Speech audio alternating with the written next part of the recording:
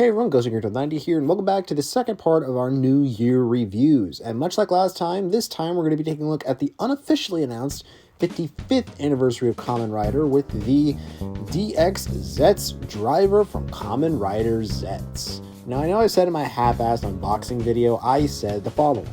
First impressions, though, of the Zeztz driver itself, it is small, I will give it that, but I do like just sort of the compact feel of it, and I do like that this is a very basic design, because personally, and this is a hot take, I think we've gotten too comfortable with driver designs that are way too complicated and have to incorporate gimmicks in a very specific way, and I think this is definitely a really nice looking driver, just the transparent plastic and the color choices that they made with it. And most of those criticisms still apply here, because this thing is sleek and compact, yet not so much that there's barely anything there. On top of that, the design quirks for the light up gimmicks is an honest nice touch. Even the sash strap, despite it being a fingerprint magnet, is still amazing, because this thing is a hell of a light show, as you'll see later in the video. Also, while the strap is adjustable, it's still a bit small on my lanky body, but modifications are a thing, which I'll probably do after this video. But it's nice that Bandai thought of everything when designing this. Also, if you're wondering why the front looks more solid, it's because of a bit of self-modification trick that I learned. Apparently all you need to do is just put some sketch paper or tissue paper into the little divots right here, so that the color and lights won't be as blinding while being recorded. But aside from the modifications, it's definitely distinguished enough compared to the other rider belts I have in my collection, but still recognizable as a rider driver for this year. But every rider belt is nothing without its gimmick, so let's talk about the gimmick for this year. Excuse me for a minute.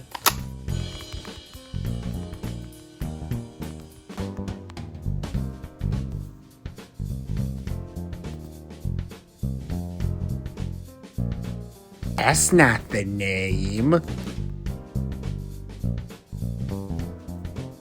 Yeah, I'm gonna forget that name a lot in these videos.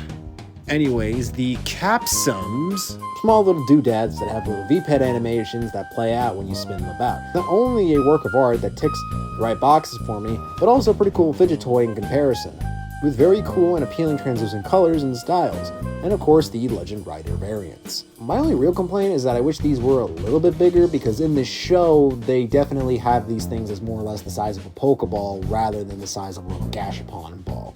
But it's neither here nor there. So, let's power on. And pension.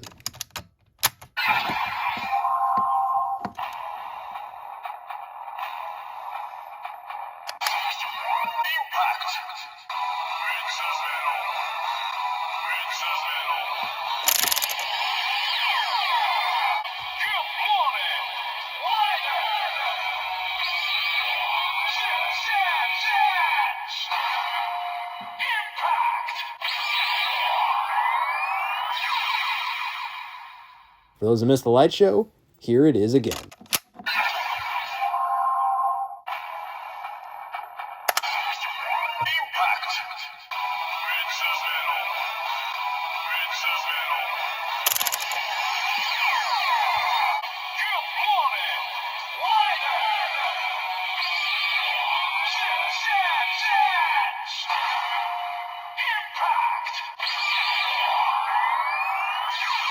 Like I said, hell of a light show.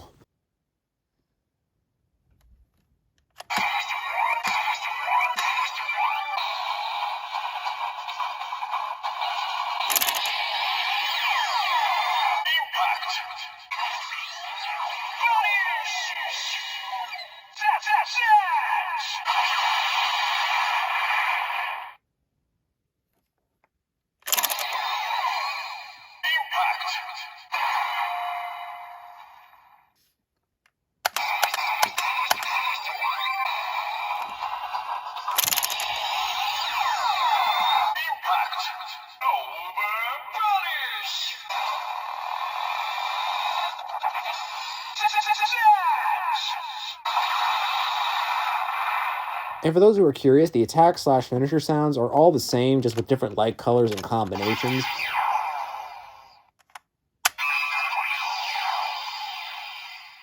But it's still a marvel to behold.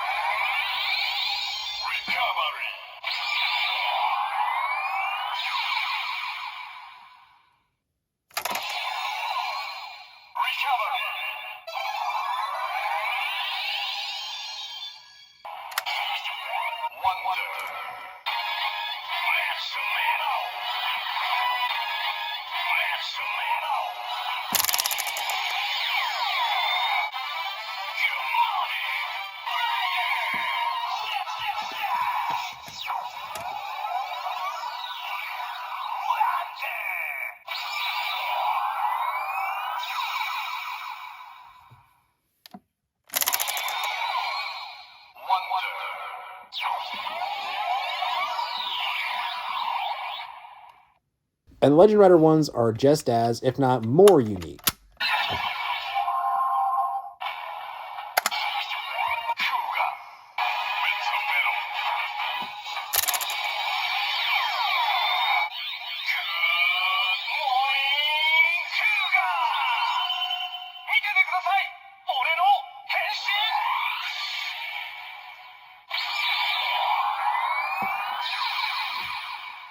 Second verse, same as the first with those who didn't see it.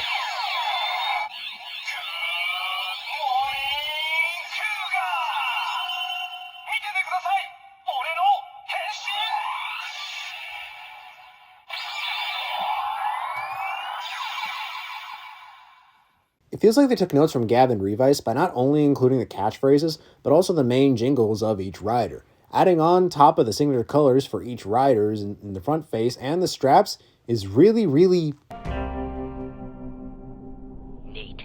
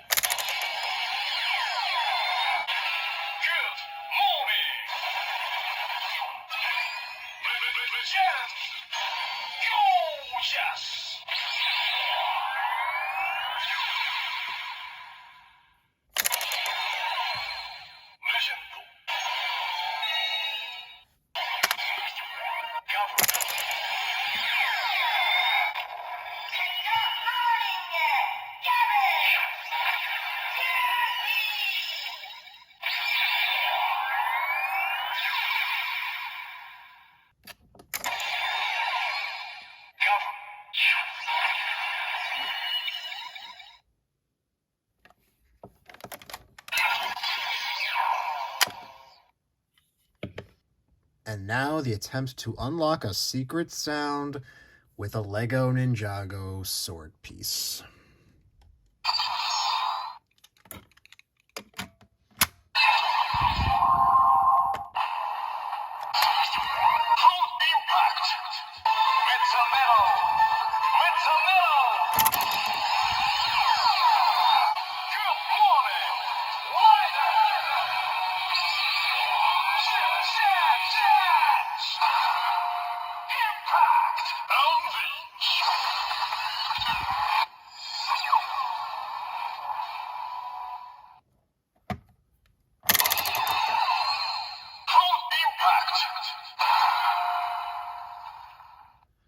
Very reminiscent of the Get High Speed or something along that nature from the Drive Driver.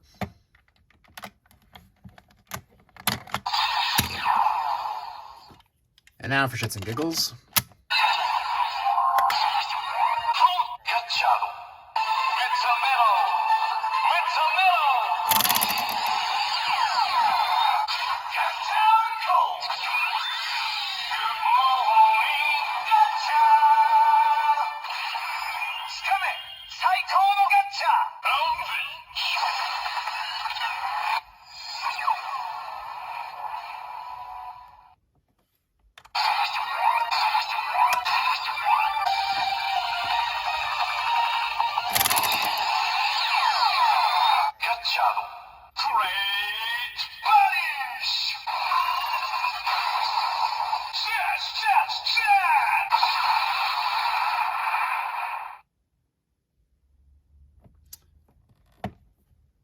While the gimmick may be less desirable to most people, personally, I think the simplistic way we've been taking things so far as of this year have been astonishing to me.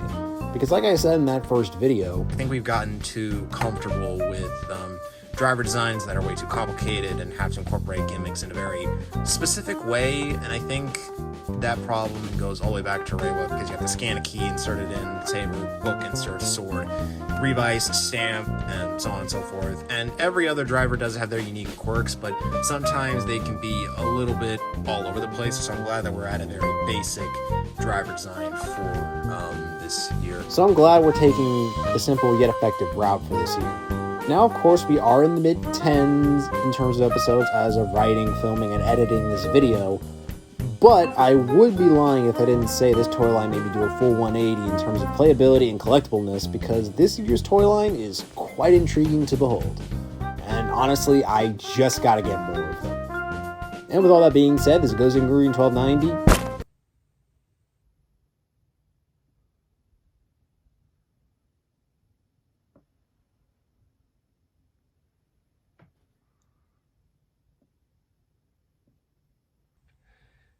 Signing out, and I'll see you next time.